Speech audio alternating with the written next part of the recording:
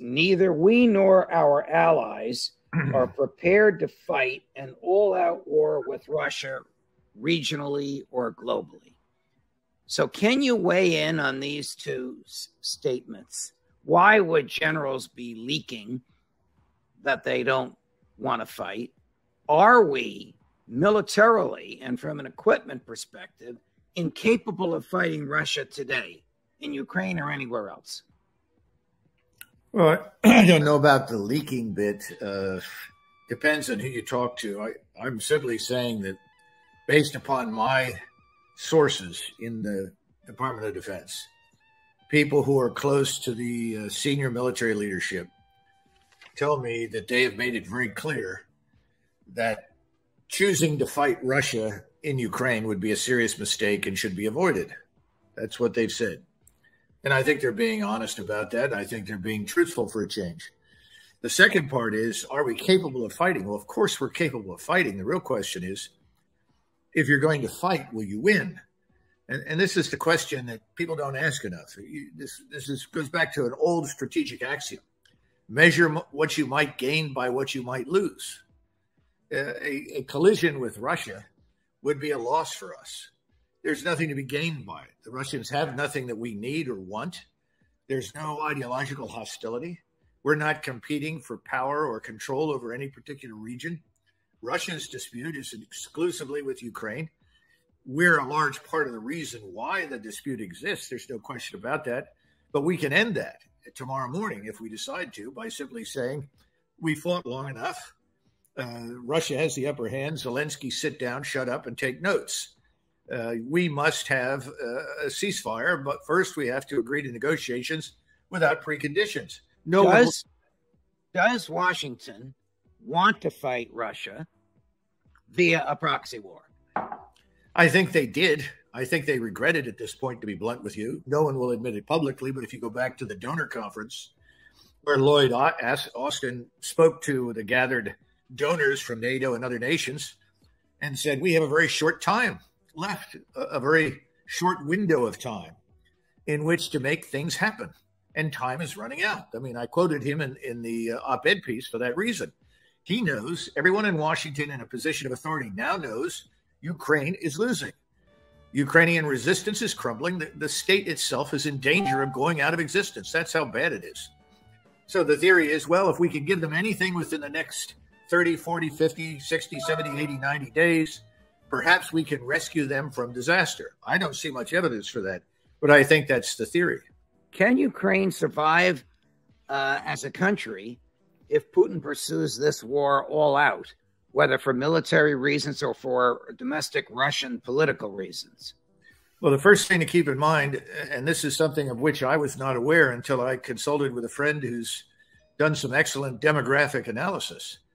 And he points out that at the beginning of this war, there were, at least in theory, 37.5 million Ukrainians in Ukraine.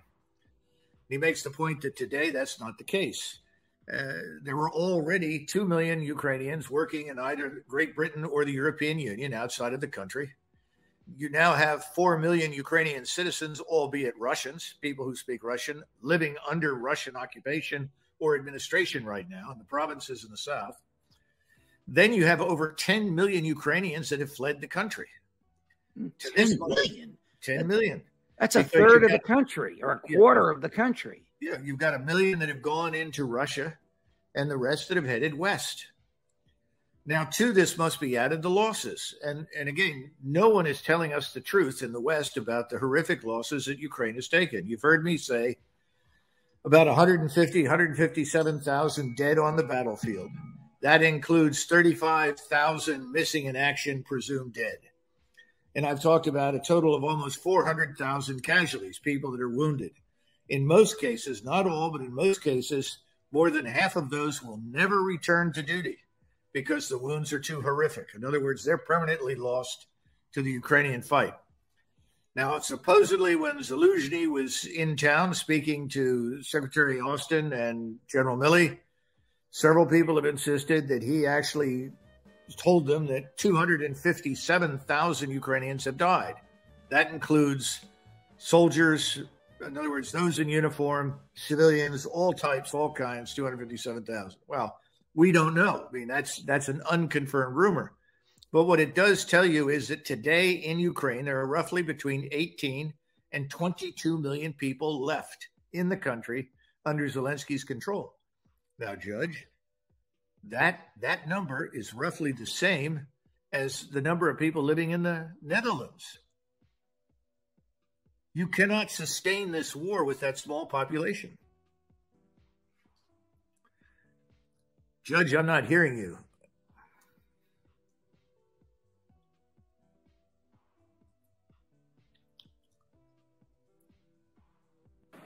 Oh, can you hear me now? Gotcha. Okay. Apologies. That's okay. Watching and listening. Sometimes I'm all thumbs.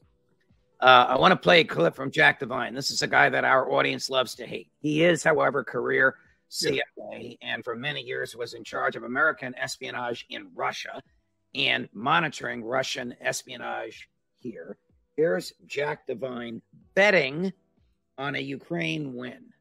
I'm betting on the Ukrainians still. It's not to say that the Russians aren't going to be formidable. I do think there will be undertrained.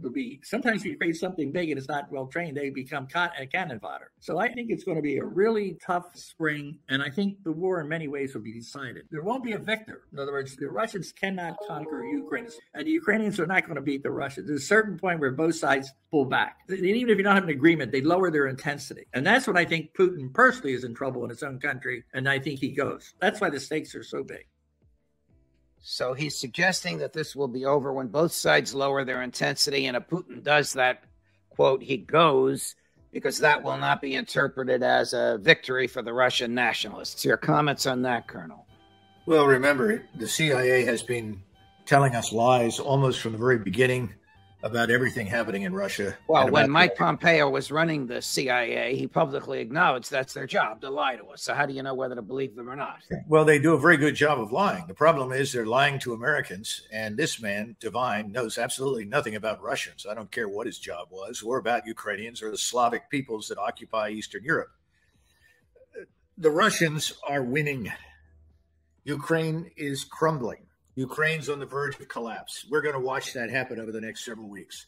The Russians will crush out of existence what remains of the Ukrainian armed forces, and I think they'll have to go after this regime, assuming Zelensky and his friends don't rapidly flee the country to Poland or somewhere else. Now, having said that, the Russians are being very methodical, very deliberate.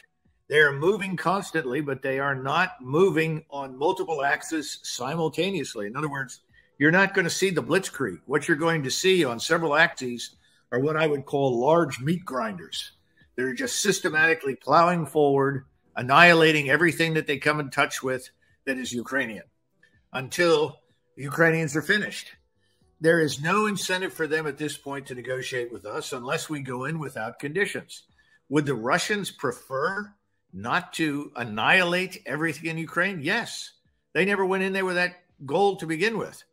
But you can't walk in there and say, well, the only way we'll talk to you is if you withdraw all your forces from Ukraine and Crimea. That's absurd. So really what you're saying is there's no way that Ukraine, and I'm now paraphrasing you from the column, which I mentioned earlier, there's no way Ukraine can survive this war as an intact country. Listen, I just told you what the demographics say. And what's even worse is that Ukraine has the lowest birth rate in Europe. Oh. Well, in addition to having lost millions of people because frankly, people like Devine and his masters have decided to wage this war on the backs of Ukraine. Ukraine is destroyed. I don't know what survives of it. I have no idea what will happen. Even though I am your friend and admirer, and at times your student, let me raise your blood pressure one more time with Jack Devine on a weakened Russia. Do we want a strong Russia with Putin and Xi? Is that going to bring us peace and harmony so we can live in isolation? I think Putin, the day he crossed, I'm on record in the Washington Post, in March last year, a few days after he invaded, he sowed the seed of his own demise. That is actually good news for us. Whoever causes it, that's a good news. A weak Russia that sees Putin going weakens China as well as Russia. Does that make sense to you? Again, I think the man's delusional. Putin has never been stronger than he is today. The Russian people have never been more united than they are today. Only someone who's never spent any time in the country and doesn't know anybody over there would make such preposterous statements. This is part of the larger false narrative. Look, he reminds me of some of the Germans that stood around in Berlin in 1945 and asked, what about the inevitable victory? What's wrong? What's happened? Because the regime over the previous 6 to 12 months had lied so consistently and effectively that the Germans were surprised to see Russian and American troops on the outskirts of the city. I think all I can tell you is that, no, he's dead wrong. Now, let's talk about this weakened Russia business. It's not weakened. The IMF has now stepped forward and talked about growth in Russia dramatically improving. Their exports are way up. None of this nonsense that we anticipated that was bad has happened to Russia. Russia's in a very strong and healthy position. We, on the other hand, our growth is declining, and it's not going to get better in the near term. Secondly, Russia is a state with an important role in Central Asia and Eastern Europe. If Russia were to be destroyed, which is not going to happen, if it were to weaken, it would open up opportunities for all sorts of potentially malicious actors to intervene. First of all, Eastern Siberia is not of much interest to the Chinese, contrary to popular belief, but it's very interesting to Japan and Korea. And the Japanese and the Koreans view Eastern Siberia as their territory because up until about 300 years ago, Mongols, Turkic peoples, Tartars, they were the only people in the region, and they're brothers of the Manchus, Mongols, and Japanese and Koreans. So do you really want Russia to collapse in Eastern Siberia? I don't think so. You go into Central Asia, Russia is a stabilizing factor there. In fact, Xi depends upon Russia to help stabilize it because the people in Central Asia have much more confidence and trust in the Russians than they do in the Chinese. How unified is NATO behind Washington? I'm going to play a clip.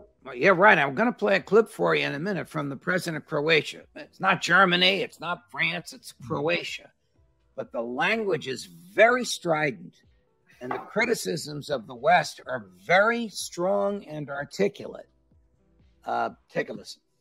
Ja nisam predsjednik Ukrajine.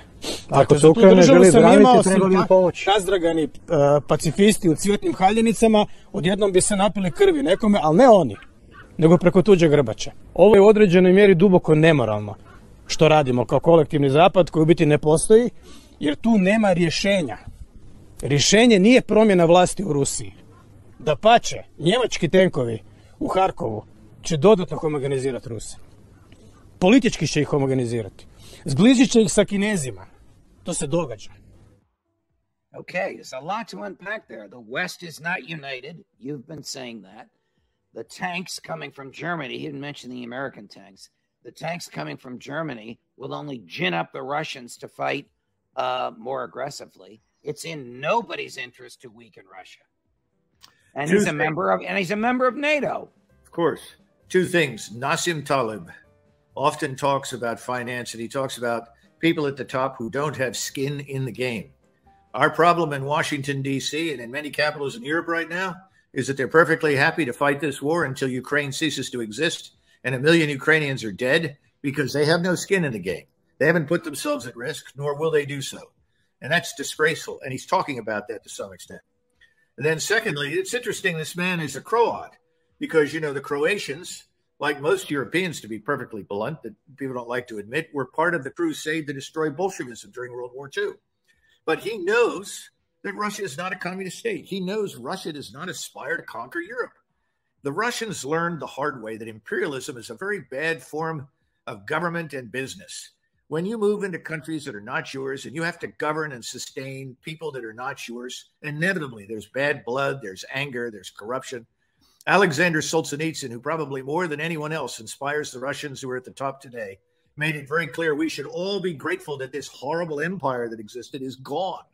We don't want to govern other people. We want to govern ourselves. We want our own country, this place called Russia. And that is the way the Russians think right now. They're not interested in conquering anything, but we are making it impossible for them to turn away because we make threat after threat after threat to dismember the country, to destroy its regime. And we keep talking about it as though this is something the Russians want. They do not want that.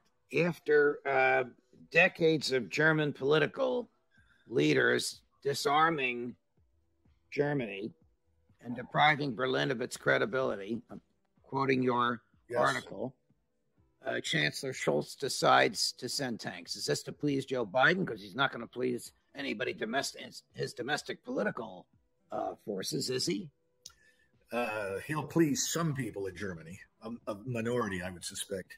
The majority, I think, are somewhat horrified because the Germans, based on their experience, and they also know their own history, know that when Berlin and Moscow have cooperated and done business together, there has been peace in Europe.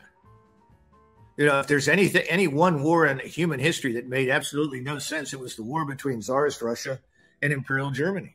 They had been close allies and friends for hundreds of years. There was no reason for that to happen. It did. The Second World War, we know the background on that. It was a huge tragedy. Everyone decided in 1945, who was German, this will not happen again. We will not permit it. I cannot imagine Chancellor Kohl or Chancellor Schmidt, Helmut Schmidt, that some of your viewers may remember, standing up and urging equipment be sent to this corrupt gangster regime in Kyiv that's killing off its own people with these stupid instructions that are given to their generals in the field with a military structure that is corrupt and celebrating it. On the contrary, I think they would have said absolutely not, out of the question. This man, Schultz, is not going to last long. And if anything, what we're seeing now, even though it is not patently obvious, is the beginning of the end of NATO. So, Colonel, big picture, here's my head scratcher. If the West, if the leading countries economically in NATO, the United States, Germany, Great Britain, France, want to wage this war against Russia, if Tony Blinken and his globalist buddies in the foreign ministries in Western Europe really think that they can use the war to push Putin out or weaken him, if Jack Devine and the CIA, or if Jack is actually articulating what the CIA is trying to accomplish, why is the Western military response so tepid? I mean, you can't fight the Russians with just a half dozen tanks, and you can't fight them at all with tanks that aren't going to get there for another 4 or 5 or 6 months. And American troops in Poland are not going to keep Putin up at night. We have 100,000 troops in Europe. And of that number, I'd be surprised if we have 40 or 50,000 combat troops. That means the soldiers, sergeants, lieutenants, captains who actually go in and shoot people. In other words, most of that is still support. And we don't have that much artillery. We don't have that much in the way of immediate indirect fire support. We're in no position to do it. We could bring in more Poles. They could bring in a couple of 100,000 Poles to fight, but they're not going to be adequately armed to take on the Russians, and they're not going to be adequately trained. So it's sheer lunacy. But again, you've got to go back and understand how this began. At the beginning, Putin sent in a very small force and gave them very specific instructions that they were not to kill civilians, they were not to damage infrastructure, because he was simply trying to demonstrate the seriousness with which Russia viewed what we were doing in eastern Ukraine by building up this dangerous force against them. Well, it took 2-3 months. He finally figured out no one is going to negotiate with us. No one cares to. In the meantime, we reached the erroneous conclusion that, see, look, the Russians are weak. The Russians can't cope. The Russians are no threat. We can beat them.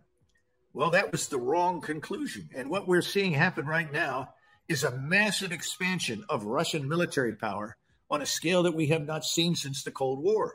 And this is going to be a permanent expansion, a large and powerful force. The 700,000 plus that are around Ukraine right now are a brand new force, a brand new army. This thing is poised to do one thing, annihilate whatever is in its path. It will do that. However, again, the Russians are being methodical. They're being cautious because they do worry that we are led by impulsive, erratic personalities in Washington. And that stupidly, when we realize that the place is falling apart, I mean Ukraine, someone will say, well, we have to do something. I don't know how many times while I was on active duty, I heard people at the top of the political structure say, well, we have to do something. As soon as they say that, right, leave the room. Right. Get the hell out of there. I mean, this is a favorite government line. They have to give the impression to the public that they're doing something, even if it's 180 degrees from what they're doing. But the West, whether it's Chancellor Scholz or President Biden, or to a lesser extent, the new Prime Minister of Great Britain, is like a boxer punching with his left hand and then apologizing to the gallery with his right for hitting too hard. What are they accomplishing? Schultz is doing what he's done throughout his career. Remember that Schultz and others have grown up over the last 30 or 40 years in this environment where there was very little change. And their formative period of experience came after the Cold War ended. And they saw a very different world. And they became, I think, enamored of this notion that the United States is the hegemon of the world, and that whatever we do is right, and anybody who resists us is morally wrong. They've taken this position, and this justifies all sorts of dangerous behavior. I don't think that Mr. Schultz is going to last much longer. I certainly don't think his foreign minister will. These people are out of touch with reality. No competent German statesman over the last 300 or 400 years would have made the stupid remarks and statements that they have. Didn't he just lose his defense minister about 2 weeks ago? Well, we haven't had much of it in the way of defense ministers in that country now for at least 20 years. I mean, when we went to Desert Storm in 1991, arguably the Germans had the finest forces in NATO. I mean, they were top notch, and they remained excellent through the mid-1990s. And then a series of leftist governments systematically dismantled them. This is after Chancellor Kohl left. Now, on the one hand, they took the position that Russia was not a threat, and it is not a military threat to them unless they make it so. And that was understandable, but they lost sight of the fact that if you have no skin in the game, as I said earlier, when it comes to military power, nobody's going to pay attention to you. I mean, the Polish army could invade Germany tomorrow morning and conquer it in a week. Ooh, well, that's the line of this this interview. Colonel, always a pleasure, sir. Thank you very much for joining us. Okay, thank you. By the way, can I add one thing that a lot of people don't seem to understand about these tanks? Please. We promised 31 M1 series tanks.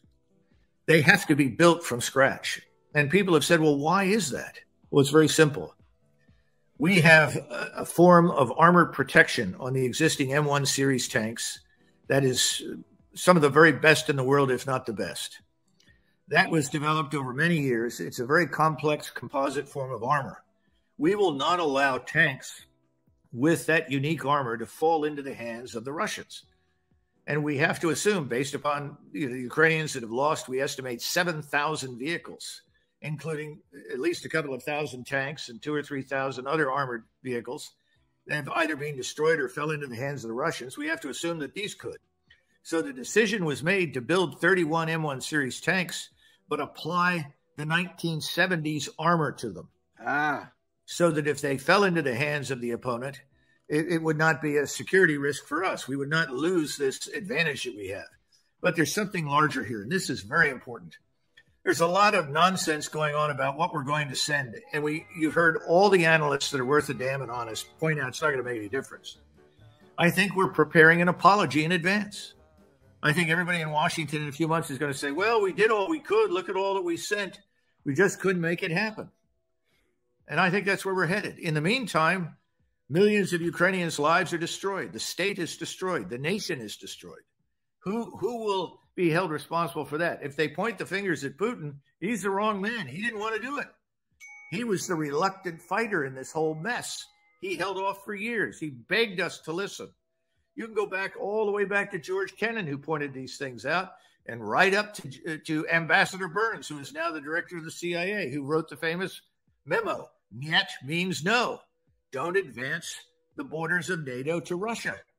All of this is well known. Colonel, no one is explaining these things as you are, and certainly no one knows tanks the way you do.